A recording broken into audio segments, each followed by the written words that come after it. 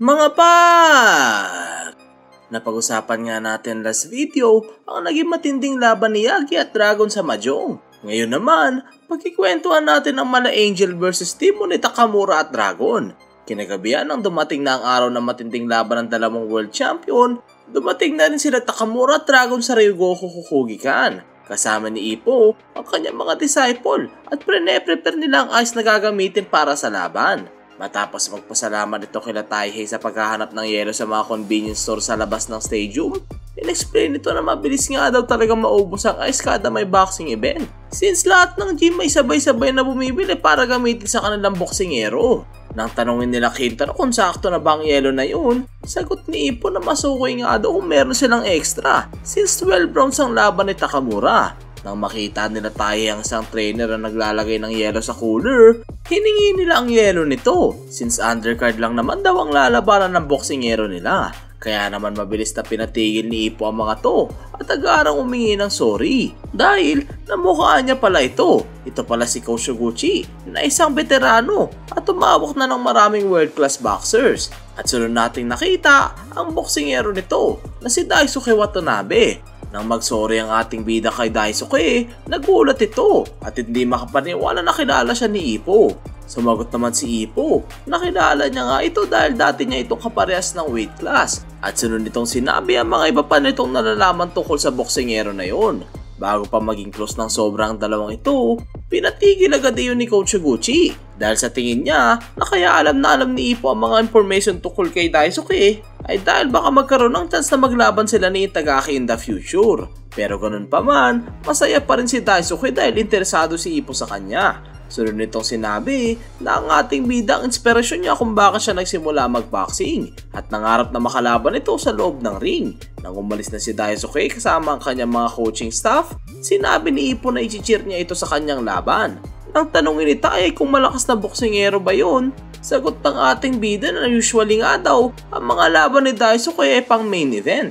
Nang mabilib si Taihei, agara naman sumingit si Kintaro na si Ippo nga daw ang totoong nakakabilib dahil sobrang dami nitong na-impluensya ang tao. Mapa-newbie o active boxer nga ay tumitingala daw kay Ippo. Pinanood nila Ippo ang laban kung saan nanalo si Daisuke via knockout at na-excite sila Taihei. Nang ma-imagine nilang barang araw, isi-celebrate nila ang mga panalo nila sa ring na kasama si Ippo. Bigla ang naalala ng ating bida na dati nga siya ang lumalaban sa ring at ginawa niya nga daw ang kanyang best kaya wala siyang pinagsisisihan. At kung meron man siyang regrets, yun ay ang hindi niya natupad na promise na makalaban ulit si Miyata. Habang naglalakad pa palayo sa audience area, hindi nito namalayan na nadaanan niya na pala si Miyata. Nang ma-realize niya, nag-aaral nitong pinigilan ni Miyata sumigaw na ikinagulat naman ni Ippo dahil alam na agad ni Miyata ang magiging reaksyon niya. Habang patuloy na binibasa ni Miyata kung ano ang niniisip ni Ippo sa isipan niya, na-realize ng ating bida na palagi nga siyang sumisigaw kada nakikita niya ito. Nang mapaisip si Ippo kung bakit nga ba nandoon si Miyata, agad itong sumagot na dahil nga yun para suportahan ang laban ng kanyang former gymate na si Takamura. Nabanggit ni Miyata na nagtitraining ang champion sa gym nila at tinanong nito si Ippo kung gusto ba nito malaman ang information na napansin niya tungkol kay Dragon. Nang sasabihin na nito ang tungkol sa dominant arm ng champion, agarang sumagot si Ippo. Nakaliwete nga si Dragon at napansin niya noong naglalaro ito ng Mahjong. Nagulat at nabahala si Miyata dahil sa kakaibang observation skills na pinakita ni Ippo dahil pati ang mga simpleng galaw o habit sa labas ng ring ay napapansin na nito at napatanong ito sa sarili kung nakuha niya ba yun sa pagiging trainer. Sunod siyang napaisip kung ano kaya ang mangyayari kapag bumalik si Ippo sa ring. Ngayong mas marami na itong knowledge in and outside the ring na unti-unti pang nai-improve. Matapos yun, pumunta na si Ippo sa dressing room para tulungan si Takamura mag-prepare at doon humingi ng tulong sila Taihei sa ating bida para i-assemble ang ginawang costume ni Wataru para kay Takamura. Since dahil nga mag-warm up na si Takamura, pinagkatiwala nito kay Ippo ang pag-assemble ng costume. Sa audience area, sinubukang iwasan ni Miyata na umupo sa designated seat niya since nakita nito na magiging katabi pala nito si Aoki, Kimura at Itagaki. Subalit pabilis siyang hinatak ng mga to. Agaran siyang tinanong ni Itagaki kung ano ang kanyang opinion sa paparating na laban. Sagot naman ni Miyata na wala siyang masasabi since first time nga lumaban ni Takamura sa super middleweight at champion agad ang inamo nito. Kaya naman kakailanganin pang makita ang opening rounds para makapagbigay ng comment. Dagdag pa nito na hindi rin siya sure kung kaya bang i-handle ni Takamura ang weight class barrier. Nang magsisimula na ang laban, agarang lumitaw si Takamura sa gitna ng ring. Pero ang pakpak sa costume ni Takamura ay kinokontrol ng isang device para bumuka. Ngunit, ang may hawak ng remote na si Ippo ay hindi alam ang timing kung kailan ito i-activate. Habang hinihintay ni Takamura at lahat ng tao na ma-activate ang costume, nataranta si Ippo at pinagpipindot ang remote pero hindi ito gumagana. Kaya naman napagdesisyonan ni Takamura na sa pilitang ibuka ang pakpak ng costume habang sinasabi sa kanyang mga coach na may hawak ng mga champion belt niya na magtago sa safe na lugar. Subalit, nagkasabay na sira ang remote na hawak ni Ippo at ang pagbuka ni Takamura ng pakpak. Kaya naman tinamaan sila Kamugawa nito na nagpatalsik sa kanila at disaster nga ang naging entrance ni Takamura. Habang tumatawa ang buong stadium sa pangyayaring iyon, sinabihan ni Takamura si Tanda na tumawa rin dahil maganda ito sa immune system at physical health niya. Bigla nating nakita si Dragon na napapapalakpak pa sa tawa habang kasama nito ang kanyang mga coaching staff. At sinabi nga nito na pumunta siya agad sa ring since feeling niya na may mangyayaring nakakatawa. Nang paakyat na si Dragon sa ring, nakita ng mga tao nakasulat sa likod nito na nangangahulugang walang makakatapat sa akin sa bansang ito. Sunod nga nating nakita ang pangaharap ng dalawang malupit na champion sa gitna ng ring at nang tangkalin na nila ang mga costume nila, dito natin nakita ang katawan ng dalawang champion na gumulat kila Ippo at Miyata at nasisiguro silang parehas itong nasa top form. Nang magsimula ang laban, mabilis na sumugod ang dalawang boksingero. Pero pinigilan sila ng referee at pinag-touch gloves muna ang mga ito. Matapos yun, mabilis na nagpakawala ang dalawang boksingero ng suntok. Ngunit, parehas itong hindi tumama at umistansya pa palayo si Dragon. Naniniwala nga si Dragon na pinoprotektahan siya ng Goddess of Fortune. At agaran naman itong tinanong ni Takamura ng, "Oh, asan na ang Diyos na sinasabi mo?"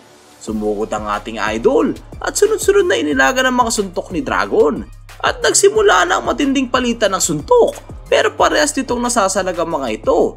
Matapos ang maraming palitan ng suntok, kumonekta si Takamura ng isang malinis na right hook sa depensa ni Dragon. Pero kahit nasalag niya ito, na-stun siya sa impact nun at napatalsik sa lubid. Agaran namang bumawi si Dragon ng solidong uppercut na nailaga ni Takamura at muling nagpatuloy ang makapigiling ang palitan ng suntok. Matapos itong sabay na kumonekta ng suntok sa kanilang depensa, pinari ni Takamura ang suntok ni Dragon at sunod na dumaplis ang kanyang left hook. Nang magbato si Idol ng right straight, inilaga nito ng champion at sunod na lumanding ang long left hook. Mabilis naman bumawi si Takamura ng isang left and right hook combination na nasalagat na ilagan ng champion. Pagkatapos sabay na tumama ang kanilang left straight sa depensa, agarang pumagit na ang referee at doon na natapos ang mainit na round 1. Habang pabalik ang dalawang boksingero sa kanilang corner, nagulat ang mga manonood sa kanilang matinding bakbakan na nakita. At sa tingin nila Aoki, na nagiinit nga ang mga audience dahil first time magkaroon ng super middleweight match sa Japan. Tinanong ni Kimura ang opinion ng OPBF champion na si Miyata at sabi nito, matapos niya makita ang bakbakan ng dalawang champion, super middleweight ang ideal fusion point ng speed at power. Habang binabanggit din ito na nakakapigil hininga na nga ang bilis at lakas ng mga suntok nila Dragon at Takamura. Sunod naman na tinanong ni Kimura kung ano kaya ang mangyayari sa mga susunod na rounds. Hindi nga masagot ni Miyata ang tanong na yun. Pero sabi din nito na meron siyang kakaibang feeling na nararamdaman at parang may kakaiba sa ating idol. If maalala nga natin mga par, kapag nagkakaroon nito ng ibang feeling si Miyata, sunod nito ay isang nakakabindang na pangyayari sa laban. Kaya abangan natin mga par kung ano kaya ang kinababahala nitong si Miyata. Sa corner ni Takamura, tinanong nito ni Tanda tungkol sa kondisyon ni Dragon. Sagot ng ating idol na malakas nga itong si Dragon. Pero mas nalakas pa ito kapag nagseryoso sa laban. Nang isipin ni Kamugawa na mas may lalakas pa si Dragon since champion nga ito, pinakalma naman ito ng ating idol. At sinabi niyang nasisiguro niya na mas malakas siya sa champion. Sa corner ni Dragon, tinanong siya ng coach niya kung ano ang tingin niya kay Takamura. Sagot ng champion na hindi nga daw niya in-expect na ganun kalakas ang ating idol. To the point na walang kwenta ang mga strategy laban dito. Pero sagot naman ng coach na base sa mga video ng match ni Takamura, nauubusan ito ng stamina habang tumatagal ang laban. At yun nga daw ang dapat gawin ni Dragon, pagurin muna ito at saka pabagsakin. Pero tila hindi naman ito pinakinggan ng champion at sinabing okay lang ang lahat. Sabi sa isipan ni Dragon na kahit nga alam niyang rap fighter itong si Takamura, meron itong top rate skills na walang weaknesses. Kaya naman isa itong malupit na boksingero. At halos alam na nga daw nito ang estilo ng ating idol. Habang si Takamura naman ay nagbabalak ng tapusin agad ang laban sa second round. Tinanong nila Aoki si Miyata kung anong binabanggit nitong kakaiba na napapansin niya. Pero sagot ni Miyata na dapat nga sila ang may alam nun since lagi nilang kasama si Takamura. Nang malaman nilang si Takamura palang tinutukoy ni Miyata na parang may kakaiba, sinigurado nilang obserba ng mabuti ang kanilang gymate para malaman kung ano iyon. Hindi nga daw mapinpoint ni Miyata kung anong source ng nararamdaman niyang parang may mali. Pero nasisiguro nito na ganoon din ang nararamdaman ngayon ni Ippo. Sa corner ni Takamura, feeling ni Ippo na parang may mali sa laban simula na magsimula ito. Pero hindi niya ma-explain kung ano yun. Nagsimula ng round 2 at mabilis na nagtagpo ang champion sa gitna ng ring.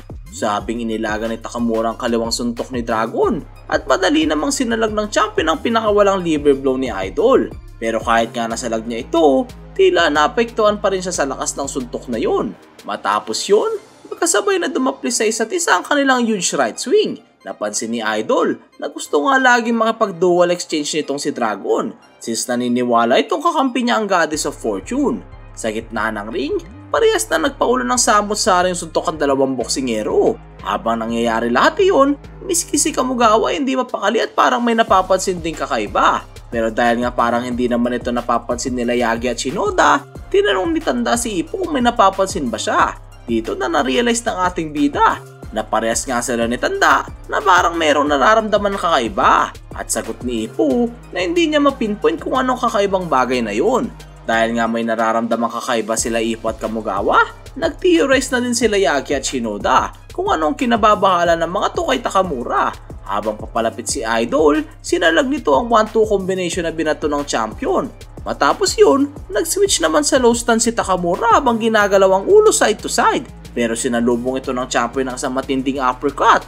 At nang sunod ito mag-follow up punch ng right full swing, tila binasikan lang ito ng ating idol. At madali itong pinari at sunod na sumugod papalapit sa champion habang swabing inilaga ng mga binabatong suntok sa kanya. Sunod na winasak ni Takamura ang guard ni Dragon gamit ang solid left uppercut at kamuntikan na lumandi ng malinis ang kanyang follow-up left. Sinubukan ni Dragon gumawa ng space at dumistansya sa ating idol pero hindi ito pinabayaan ni Takamura at agaran nitong hinabol.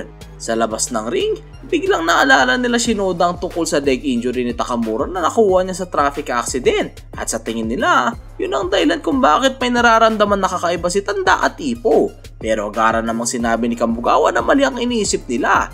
Matapos yun, dito na natin nalaman ang napapansin na kakaiba ng lahat kay Takamura. Sinabi ni Kamugawa na ang kakaibang bagay na yun ay masyadong malakas si Takamura at sobrang ganda ng kondisyon nito.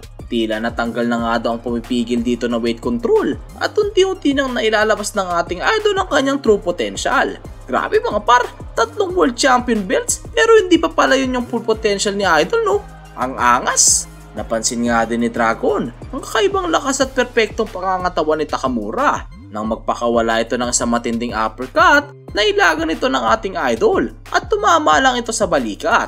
Dahil dito, mabilis na dumistansya si Dragon. Sinabi nga ng ating idol na kahit nga namamaga ang kanyang injury sa paa, tila wala siyang paki dito dahil sa nararamdaman itong kakaibang lakas. Dahil dito, naipito at kahit nasa gitna ng laban, nag-alagurilya ito. Hindi naman pinalampas ni Dragon ang pagkakataon at mabilis na nagbato ng suntok. Ngunit nailagan ito ni Takamura at sunod na dumapli sa champion ang solid na counter nito. Dahil dito, napalud at nawala ng lakas ang mga binti ni Dragon. Pero laking gulat ng lahat, nangatulan ito ng referee na nadulas lang at hindi binilangan. In-explain ni Miyata kay Aoki na dumaplis nga ang suntok ni Takamura dito sa champion. Pero since makapal ang buhok na pumpador ni Dragon, hindi napansin ng referee yun. At sunod nitong sinabi kung gaano kaganda ang counter na pinakawalan ng ating idol. After nun, na-realize na ni Miyata na masyado lang siya nag-aalala dahil sa sinasabi ng karamihan na tungkol sa weight class barrier. Kaya inakala nito na yun na ang gabing makikita niya kung ano ang limit ni Takamura. Dagdag pa nito na lahat nga daw ng aspects ni Takamura ay nag-improve at instead bigyan ng mga tao ng ikaw-worry nila, pinakita lang nito kung gaano siya kahalimaw. Biglang naalala ni Kimura na parang ang nakakulong si Takamura dahil sa weight control. Pero sa laban na yun, sinabi nito na parang nang nakalaya ng gymate nila at nailalabas na ang kanyang buong lakas. Sa pagtayo ni Dragon, muling nagsimula ang laban at mabilis na sumugod ang ating idol. Sa gitna ng ring, nagpalitan ng iba't ibang suntok ang dalawang ito. Ngunit unti-unting nalulugi si Dragon at lumalabas na ang natamo nitong pinsala noong siya ay bumagsak. Dahil sa sunod-sunod na malalakas na suntok ni Takamura, na-corner nito si Dragon sa lubid. Sunod itong kumonekta ng isang malabombang right straight sa mukha ni Dragon na magbabato ng ating bida ng follow-up punch na right overhand para tapusin ang laban. Mabilis na pumagitna ang referee at doon na natapos ang round 2. Habang naglalakad pabalik ang dalawang champion sa corner, kitang-kita ang natamong damage ni Dragon sa round na yon. Habang si Takamura naman ay sobrang energetic at biglang sumigaw ng "Sobrang lakas ko!" Sa sobrang hype nga nitong idol natin, feeling daw niya kaya niyang buntisin lahat ng tao. Dahil doon, nagaan itong sinupok ni Tanda para patigilin ang kabastusan nito. Sa corner ni Dragon, napansin nila na nag-iinit at ang energetic ng corner nila Takamura.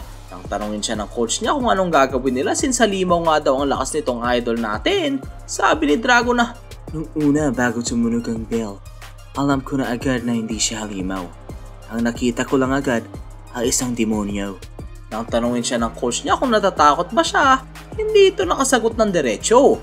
Pero alam niyang bawal siya tumakbo sa laban na yun since madidisappoint ang mga backer niya. Kaya naman humingi ito ng lakas sa Diyos para sa laban. Bago magsimula ang third round, tinanong ng ating idol si Tanda kung matutuwa ba siya kung dalhin niya ito sa Tokyo Dome bilang coach since wala pang ibang Japanese boxer ang nakakapag-main event doon. Bago pa makasagot ng tuluyan si Kamugawa, agaran nitong kinatog ni Takamura at nangakong dadalhin niya ito doon. Nagulat nga si Tanda dahil kahit nga matapos niya ang triple weight class domination, nangangarap pa rin itong lumaban sa mas malaking stage. At sunod itong sinabi na, "Make sure mo lang na hindi ka puro dada at totoong dadalhin mo ko doon." Nang tumunog ang bell, mabilis na nagpakawala ng isang solid na suntok si Takamura. At dito na muling nakita ni Dragon ang kanyang kinatatakutan. Wala itong magawa at pinaulan nito ng ating idol ng iba't ibang suntok. Kumounter si Dragon ng isang right straight na akala ng lahat ay hindi mailagan ni Takamura. Ngunit nailagan niya ito at agaran nagbato ng counter mula sa kakaibang angle. Hindi nga sure si Dragon kung kaya niya ba ilagan ng counter na yun. Pero tila si Winerte ang champion dahil hindi na suporta ng binti ni Takamura ang kanyang katawan kaya hindi umabot ang suntok nito. Kinabahan nga si Tanda at agarang napatanong kung okay lang ba ang bata niya. Pero sabi ng ating idol na okay lang siya at hindi kailangan mag-alala. Habang pinag-uusapan nila Itagaki nangyari kung bakit napaupo si Takamura, nabanggit ni Miyata na ang counter nga daw na binato ni Dragon na hindi basta-basta maiiwasan ng reflex. At nailagan lang ito ni Takamura dahil palagi itong sumusugod habang ina-expect na may paparating na counter. Kaya naman nabilib ito sa concentration na pinapakita ng ating idol. Laking gulat ng lahat nang biglang magbilang ang referee at kinount nito as down. Habang nag-aalboroto na sa galit si Tanda dahil sa call ng referee, naalala ni Miyata ang nangyari nung bumagsak si Dragon sa round 2 at sinabi ng referee na nadulas lang ito. Ngayon, nagkamali na naman ang call ng ref at kinount ang pagkadulas ni Takamura as down. Nang makatayo ang ating idol sa pagbilang ng 8, hinapon nito ang referee ng suntukan sa waiting room pagkatapos ng laban. Nang magsimula uli ang laban, natuwa si Dragon dahil nagkaroon siya ng time makapagpahinga kahit unti at balak nito umatake gamit ang mga suntok na napansin niyang gumagana noong round 1. Feel nga ng ating bida na napakabalas si Takamura dahil kahit si Dragon na nabubugbog, si Takamura pa bigla ang na-scorean ng down. Habang naglalakad papalapit si Takamura, biglang napansin Ipo na tila hindi magamit ni Takamura ang kanang paa niya na na-injure dahil sa traffic accident. Nang within range ng ating idol, kinulat ito ni Dragon ng isang maladinamitang left hook. Sinubukan niyang bumawi agad ni Takamura pero hindi tumama ang mga suntok nito habang sunod-sunod na kumonekta naman ang mga left hook ng champion. Dahil sa mga left hooks na yon, nakatog ang tuhod ng ating idol at napaurong ito. Sa tingin nga nila Aoki, napaurong itong si Takamura dahil sa kanyang injured na paa. Pero hindi naman nag-agree doon si Itagaki at sinabi nito na dahil nga southpaw ang champion, siguradong solido ang mga natatamong left hook ni Takamura. At sunod itong napaisip kung bakit kumukonekta ang mga obvious punches ni Dragon sa ating idol. Nang marinig yun ni Miyata, na-realize nga nito na naiilagan ni Takamura lahat ng mga suntok bukod sa big left swing. Kaya naman naalala niya na nangyari na yun sa iba pang laban ng ating idol. At sa tingin nito na yun nga ang weakness ni Takamura. If maalala nga natin mga par, ito nga din ang naging problema ng ating idol laban kay Bison.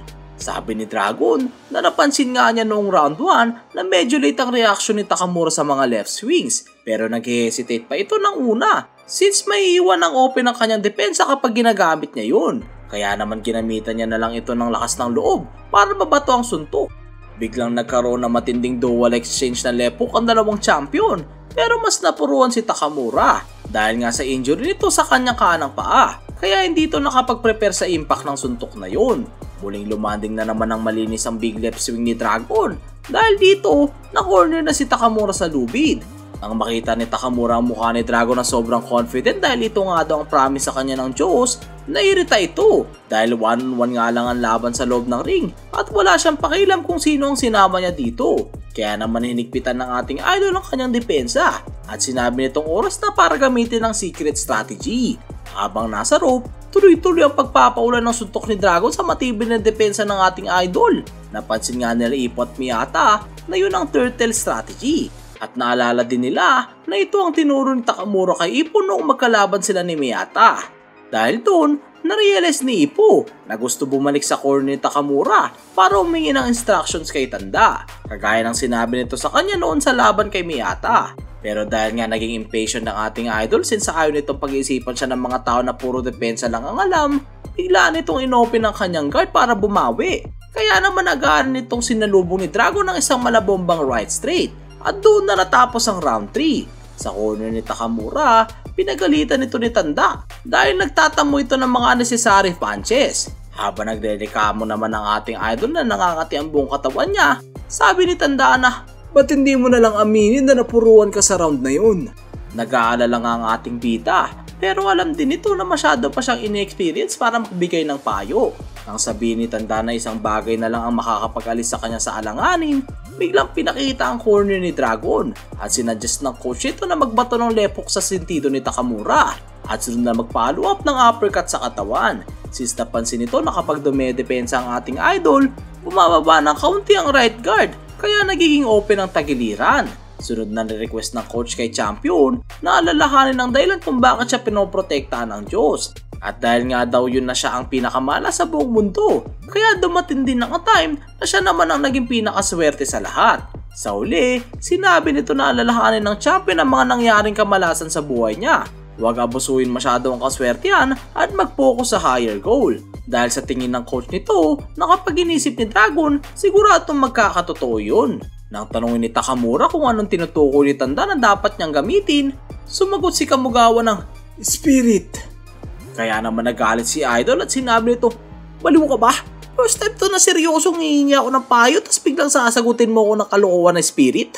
At nagpatuloy ang pagtatalo ng dalawang ito.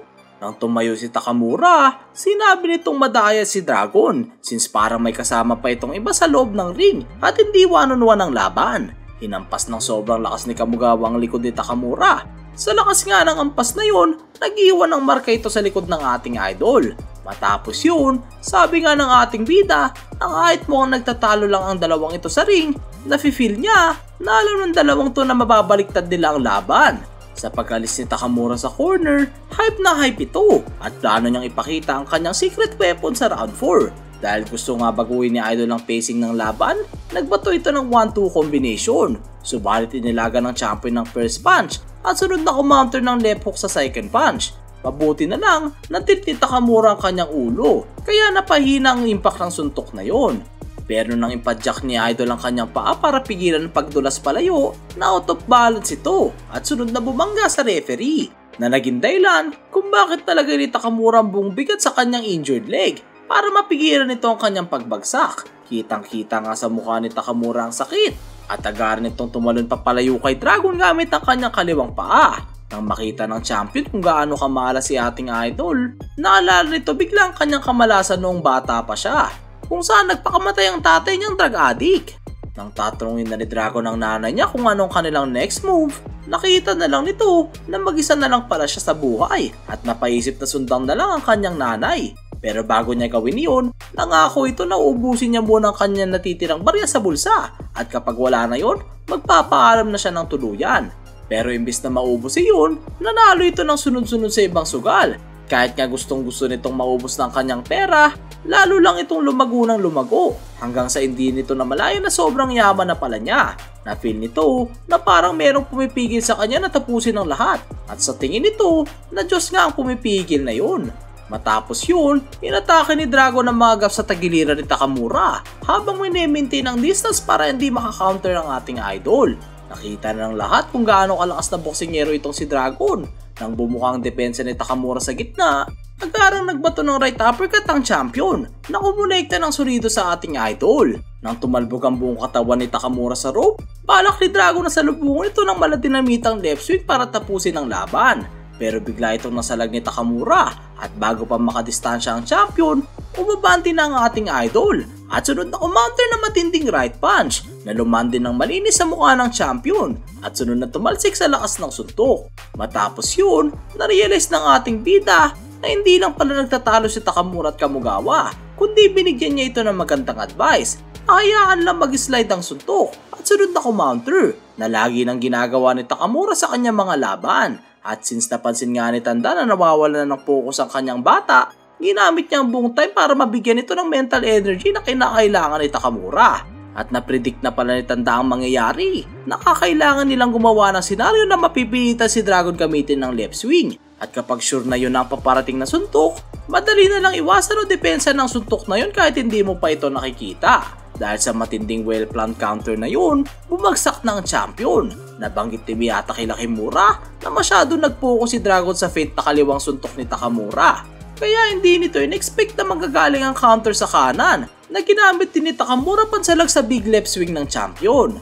Nang sure na ang lahat na panalo ang ating idol sa laban, biglang nakatayo si Dragon. Sabi nga nila Aoki na sugurin na agad ito ni Takamura para tapusin ang laban. Pero tila nag-alagorilya muna ang ating idol bago ito sumugod.